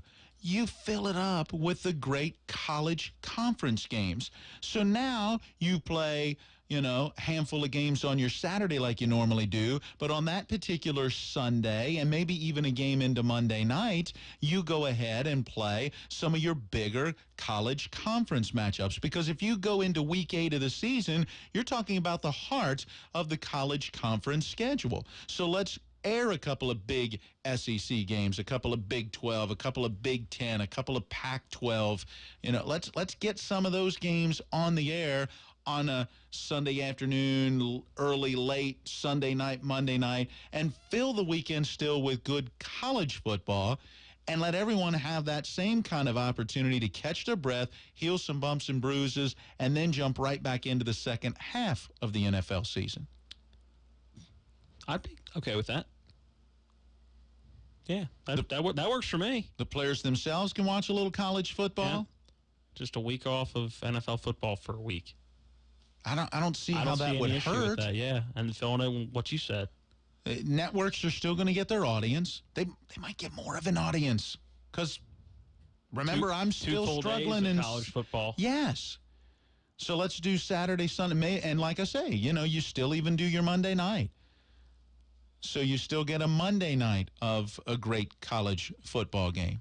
All right, you convinced me. Yeah, that works. So there you go. We'll put that on Facebook and see what everybody else thinks. We will do that. So chime in and let us know if you would agree with a universal NFL bye week at the middle of the season. So every team plays 8 games, universal bye week, then the next 8 games to close out the season. use college football to fill that in, or do you like the way the NFL does it now, where you have the staggered bye weeks? Yeah, scattered is probably a better way than even staggered, because how do they determine who gets off? Do they draw them out of a hat? I think it's just the same way they do the scheduling. It's just where they put a bye week in people's schedules and say each team, there has to be an even amount of people with a bye week every week. Is it an advantage for a team that doesn't have a bye week until week? How late do the bye weeks go? I'd have to look. I don't even know. I think week 11 or 12. So if I don't get my bye week until week 11 or 12, and now I've only got, 4 or 5 games left, depending on which week it comes, am I better refreshed, relaxed, healed, and headed down the stretch than a team like the Redskins, who are, well, wait a minute, I'm getting my bye week right. Jason Colrick text. What does he want now? He's got a good point. You know what football is all about now. It's not about your team. It's not about wins and losses. Fantasy. There it is. He says it kills my fantasy team. No, it doesn't. So if everybody's off, it doesn't affect or hurt there you go. So your fantasy doesn't affect it positively or negatively. So, Jason, you actually have a week during the course of the season where you can think about something other than your fantasy team. When you're sitting out smoking your ribs on Sunday, you can think about anything other than that. Watch college football on Sunday. So, it could be good or bad depending on how much you're into fantasy football. All right, we got to move on to... You're into fantasy football. I know that. This year I am, because there's actually some impressive money that could be on the line. Uh-oh, I didn't hear that. I know nothing about it. That was not mentioned on the air. Let's move on to high school football. All right, we'll round it out talking about the Martinsburg game. Just a quick rundown of scores before we get to that Martinsburg Academy Park game. Starting with the not-so-good games from Friday night. Jefferson County still looking for a high school football win. Washington falls at Clark County 45-8. Jefferson blows an early. They had every chance to win that game. 16 losses in a row now for the Cougars. They fall 31-24. They were at Kaiser. They're in a bye week this week, so they're going to have to kind of sit on that. That was the entire. I'm updating the scores. Going, man, Jefferson's going to get a win this week. That'll be good going into the bye week. Was not meant to be. Spring Mills falls ugly for the second straight week, 56-0 at Martinsburg. Against Martinsburg last week, they were facing the Rebels of South Hagerstown on Friday. 47-17 the final score there. The Cardinals not looking good. Well, South Hagerstown a couple of wins now against Eastern Panhandle teams as they managed to squeak by Hedgesville back in week 2. Spring Mills now 2-3. Hedgesville 4-1 now. They get a 45-20 win over James Wood out of Winchester, Virginia. Musselman hosted Princeton. Musselman undefeated, 48-21 victory over the Tigers. Not surprised by either one of those scores. Nope. Really not surprised. Other than this, I thought the Spring Mills game was going to be a little more competitive, but I'm not going to. That over the week or over Friday night, high school football went the way I expected it to go. And let's cap it off with the team that is having one heck of a win streak over the last several seasons. 33 in a row now. So we're talking about the same team. A new win streak record in the program, as they had 32 in a row in 2010-11 and broken in 2012. And now it's 33 in a row after being undefeated in 2016 and 17, and now 5-0 in 2018. We speak of the Martinsburg Bulldogs, of course. 42-20, the final score, the Bulldogs over the Academy Park Knights out of Philadelphia, I should say Sharon Hills, Pennsylvania. Just outside of Philly. Philadelphia. Martinsburg now 5-0. Academy Park was 4-0 going into that game. But a good win for Martinsburg. Yeah, good win on the road against a good football team. So you traveled a long distance. You were in a bit of a hostile environment, although Martinsburg's fans traveled well. Wasn't a huge crowd, but clearly a vocal crowd rooting for their Knights. And, there was adversity throughout the game. As Martinsburg would score, well, boom, here came Academy Park right back and score. And so it was a heavyweight fight kind of as the two teams really exchanged blows. And in the end, Martinsburg forced 5 turnovers, took advantage of those to get the win. And they were costly turnovers. Yeah. When Academy Park turns it over, it was, that ruins a pretty decent drive you were having.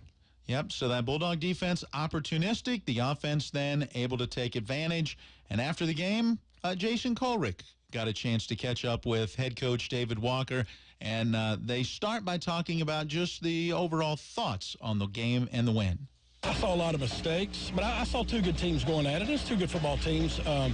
We shot ourselves in the foot a few times offensively up front. We just, lack of a better word, we just didn't get it done. And defensively, we didn't tackle real well. But I'm proud of the effort. I'm proud of, they overcome some adversity, did a good job, and there's a lot of room for improvement. So we're going to get better. We're going to get better. We got some big tests coming up. You said before the game that you guys would face adversity tonight. But how do you feel your team did? You were able to. They were driving on that first drive. You were able to get the fumble, put it up, but then they drove right back down the field. So that's probably one of the first times you guys have started to see adversity this year. How do you feel your team responded? I thought they responded well. We told them last week that how you handle it will determine how good we can be or who we are. And anytime you play a good team, you're going to be some moments where things aren't going so well. And and we definitely had that with some of our bad snaps and missed tackles and things of that nature. But they pulled together. They pulled together and did what they needed to do to pull it out. All year long, you've used two quarterbacks in a platooning situation, but tonight you stuck with just Grant Harmon. Was there a reason behind that? Yeah, it was more for what they were doing defensively. It wasn't nothing that Elijah. It's just the fact that they had 5 in the box for the most part. I felt like we needed an extra runner.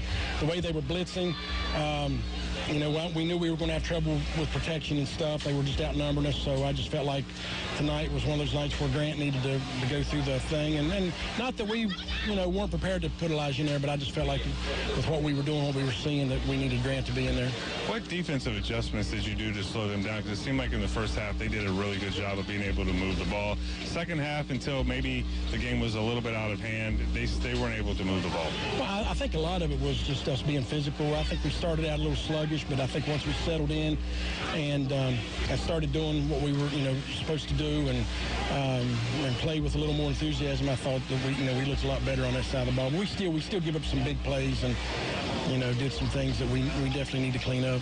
Tonight was the first night this year that you guys have actually had to play a full game. And at one point this year you said to me, I feel like our conditioning wasn't there. Were you proud of the fact that the team seemed to wear this team down even late in the game? Well, I think we were tired at the end of the game. We were tired at the end of the game. But that's, you play and you're out here going at it. It's a physical game and you're going to be tired. So I thought our conditioning was okay.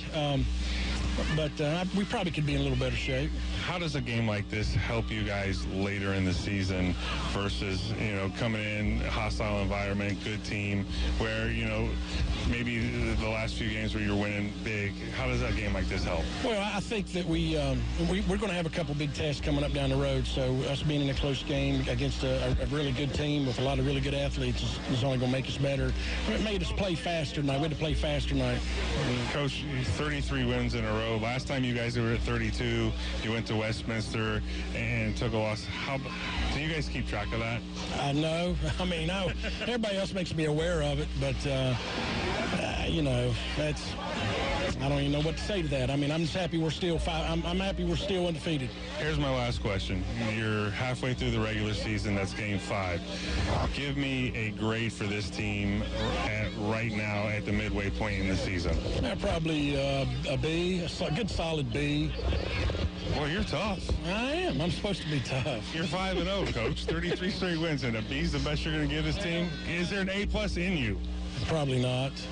There is at the end of the season, and if it ends the way you want it to. But I don't know. You look at the scoreboard, you look at the record, but you guys don't realize that when I go back and look at the film, I see a lot of mistakes. So. We're fortunate enough to be able. The other teams make more mistakes than we do, but I think we're a solid B right now, so I'm going to stick with that. So there you go, Martinsburg head coach David Walker. Nice. Tough critic. Nice to be 5-0, be averaging 50 points a game. And still room for improvement. And going, it's a B. Yep. It's a B. Sure, Jason Colbert's happy too now. He got his little time on air. There you go. Not only on air, but on television. Yeah. We haven't even talked about that. Maybe we'll talk more about that tomorrow as we look forward to a pair of TV games this Thursday and Friday. All right, we got to take a break because when we come back, well, during the break, it'll be the Mountaineer Report, and then we'll talk more Mountaineer football as they had a big win to open Big 12 conference play on Saturday. That's next on Miller Time.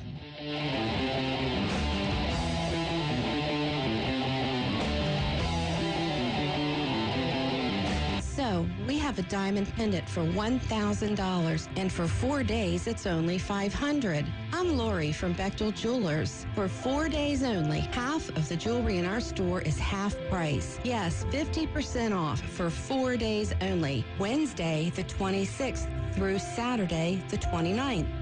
I have a diamond band here. Normally, let's see, $795. And for 4 days, it's $397. I have jewelry everywhere. Half of all of our jewelry at half price for 4 whole days. Dave and I went on sort of a crazy binge. We said, let's give our customers a mind-blowing half off. But on what? Well, we said let's do half of our entire inventory for half price. Crazy? Yes. Take advantage of our crazy. 4 days only, half off, half the store at Bechtel Jewelers, Route 11 South, Inwood.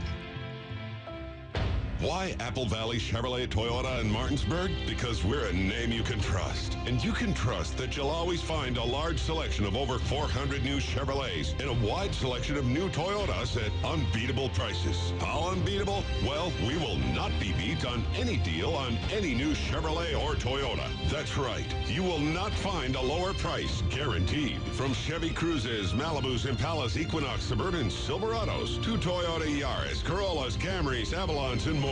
No one beats an Apple Valley Chevrolet Toyota deal. And remember to check your mailbox for this month's specials and great savings. Simply put, if you're in the market or will soon be in the market for a new or newer vehicle, check out all that Apple Valley Chevrolet Toyota has to offer. We're Apple Valley Chevrolet Toyota in Martinsburg, or online at applevalleychevy.com. That's applevalleychevy.com. Apple Valley Chevrolet Toyota, a name you can trust. Hello, racing fans. Get set for the best of thoroughbred racing action Saturday, October 13th at Hollywood Casino at Charlestown Races. West Virginia Breeders' Classic 32 features local favorites vying for a year-end championship. Bring your family and friends for an exciting night of gaming, fine dining, and 9 action-packed races for West Virginia-owned, bred, and trained thoroughbreds. Post time is 7 p.m. at Hollywood Casino at Charlestown Races. That's Saturday, October 13th. Make your plans now. And they're off in the West Virginia Breeders' Classic. Big numbers for the Gold and Blue. Hi, everybody. I'm Tony Caridi. That story coming up on today's Mountaineer Report, brought to us by Kroger, the official grocer of WVU Athletics. When you order your groceries online at Kroger.com or with the Kroger app, you can do your shopping anytime, anywhere, like the gym, the office, or your favorite comfy couch. Plus, when you visit Kroger.com, you can find hundreds of money-saving digital coupons. And whether you place your order on your phone, tablet, or computer, it's still your neighborhood Kroger. So you'll find all the fresh choices, low prices, and great deals you love. And once you've selected your coupons and finished your shopping, you choose a pickup time that fits your schedule.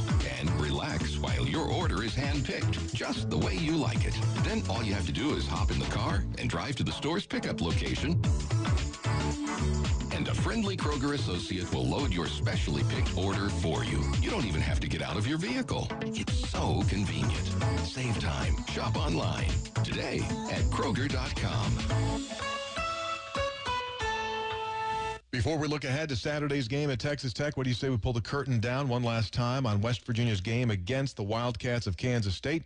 As you probably well know by now, West Virginia wins it by a final score of 35-6 to go to 3-0 on the season. West Virginia led at halftime. West Virginia has now won 17 consecutive games when they have the halftime lead. They also eclipsed the 30-point mark again. West Virginia is now 115-15 when they score 30 or more points in a game. That goes all the way back to the 2000 season. Also, West Virginia now 21-0 when they hold opponents to 20 points or less under defensive coordinator Tony Gibson. Some national notes now. West Virginia, going into this week, leads the nation in scoring defense at 12.3 points per game. Alabama is fourth at 12.8.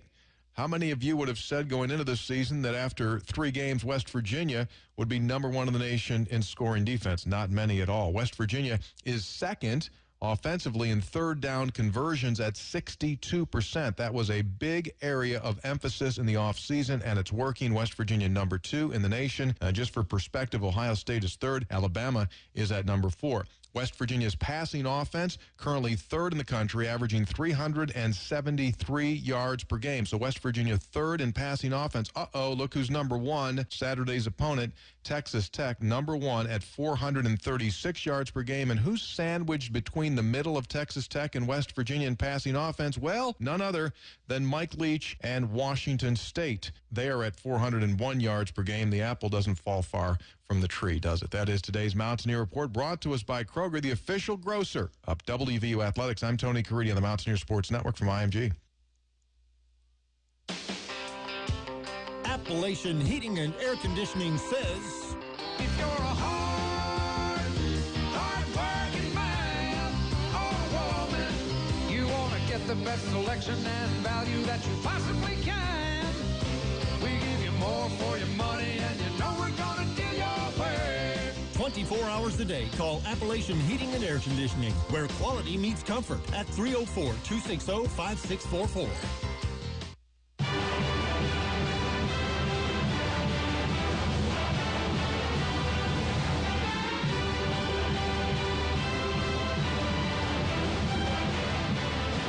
Break out my band director skills. Not that I have any, but... You know, Tennessee, after a big win, the starting quarterback will get up and conduct the band in Rocky Top. I did not. Yeah, it started with Peyton Manning. They had a top 25 win where they upset. I forget who the team was, but the band director came over and got Peyton Manning, and he led the band in Rocky Top, and then it became a tradition from there on out. Nice. Not that Tennessee's had all that many huge wins over the last few years. Wow. Slamming the Vols. Not slamming them. I have no issue with the Vols. I'm just saying they haven't been all that competitive over the last several seasons. Well, a team that beat them to open the season, the West Virginia Mountaineers, remain undefeated. They were able to overcome the impromptu bye week when the NC State game was canceled, and they came out on Saturday at home, striped the stadium event at Milan Puskar Stadium in Morgantown, and the Mountaineers win their Big 12 Conference opener. A little bit of a slow start, but they go on for the 35-6 victory. That's pretty good against K-State, because K-State is a hard team to play. They are. I mean, their coaching staff's been together for 118 years. That's not combined. That's straight. Yeah. K-State's one of those teams that never is going to dominate any season as a whole, but they're a tough opponent year in, year out. Yeah, they're disciplined. They play hard. They typically have solid defense, and, just couldn't get any offense going. How about that Mountaineer defense? But then also, how about Will Greer? He is the player of the week in the Big 12. We have a comment from him following 360-plus yards and 5 touchdowns in the game. We did some good things today. I don't think it was the cleanest game. I think that left a lot out there, and we have to execute certain things a lot better than we did. There's just a lot of sloppy stuff, hurting ourselves. But overall, that's a good defense, and they were doing different things to us, and we had to adjust. And I really like how we handled it as a whole up front. Like I said, I think the O-line played a great game. On the outside with the receivers, we just, like we talked about all week, taking what they give us and making plays after they catch the ball, and we did that today.